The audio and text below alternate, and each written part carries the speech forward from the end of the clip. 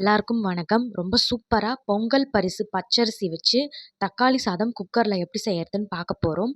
இது வந்து ஒரு சூப்பரான லஞ்ச் பாக்ஸ் ரெசிபி. வீடியோ பிடிச்சிருந்தா லைக் பண்ணுங்க. சேனலை மறக்காம சப்ஸ்கிரைப் பண்ணி சப்போர்ட் பண்ணுங்க. உங்க ஃப்ரெண்ட்ஸ் அண்ட் ஃபேமிலிக்கு வீடியோவை ஷேர் பண்ணுங்க. இப்போ தக்காளி சாதம் செய்யறதுக்கு இது எல்லாமே தான் தேவையான இன்கிரீடியன்ட். இப்போ வாங்க எப்படி செய்யறதுன்னு பார்க்கலாம். குக்கரில் 5 டேபிள் ஸ்பூன் எண்ணெய் சேர்த்து 1/2 டீஸ்பூன் கடுகு உளுத்தம் பருப்பு சீரகம் 1/4 டீஸ்பூன் சோம்பு ஒரு வரமிளகாய் சேர்த்து நல்லா இந்த மாதிரி பொரிய விட்டுக்குங்க. இப்போ இதில் 7 வெட்டி வச்ச சின்ன வெங்காயம், மீடியம் சைஸ் வெங்காயத்தில் பாதி வெங்காயம், ஒரு குச்சி கருவேப்பிலையில் கொஞ்சமாக கொத்தமல்லி, ஒரு பச்சை மிளகாவை இந்த மாதிரி வெட்டி சேர்த்துக்குங்க. இப்போ 5 பல் பூண்டு தட்டினது சேர்த்து நல்லா இந்த மாதிரி கலந்து விட்டுக்குங்க. இப்போது இதெல்லாம் அந்த எண்ணெயில் நல்லா இப்போ வதங்கினதுக்கு அப்புறமா இதில் 4 தக்காளி பெரிய சைஸ் தக்காளி சேர்த்துக்குங்க.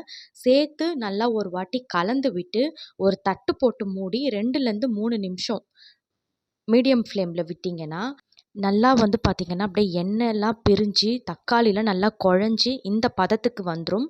இப்போது இந்த மாதிரி எண்ணெய் பிரிஞ்சு வந்த ஸ்டேஜில் நல்லா ஒரு வாட்டி கலந்து விட்டுட்டு இதில் 2 டேபிள் ஸ்பூன் பச்சை வேர்க்கடலை சேர்த்துக்குங்க.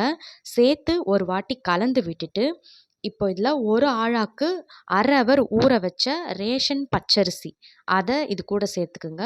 சேர்த்து கலந்து விட்டுட்டு இதில் 1/4 டீஸ்பூன் மஞ்சத்தூள், 1/2 டீஸ்பூன் காஞ்ச மிளகாத்தூள், காஷ்மீரி மிளகாத்தூள் சேர்த்து நல்லா இந்த மாதிரி ஒரு முறை கலந்து விட்டுக்குங்க. இப்போ இதில் 2 ஆழாக்கு தண்ணி, ஒரு ஆழாக்கு அரிசிக்கு 2 ஆழாக்கு தண்ணி சேர்த்துக்குங்க. சேர்த்து ஒரு கலந்து விட்டு தேவையான அளவு உப்பு சேர்த்துக்குங்க. இந்த டைமில் உப்பு கூடவோ குறையவோ இருந்தால் நீங்கள் சேர்த்துக்கலாம். நல்லா வந்து கலந்து விட்டுக்குங்க. இப்போது குக்கரை க்ளோஸ் பண்ணி மீடியம் ஃப்ளேமில் 2 விசில் விட்டு 10 நிமிஷம் கழித்து ஓப்பன் பண்ணிங்கன்னா நல்லா சூப்பரான பொங்கல் பரிசு பச்சரிசியில் சூப்பர் தக்காளி சாதம் ரெடி ஆகிடும். மறக்காமல் ட்ரை பண்ணிவிட்டு எப்படி இருக்குன்னு கமெண்ட்ஸில் சொல்லுங்கள்.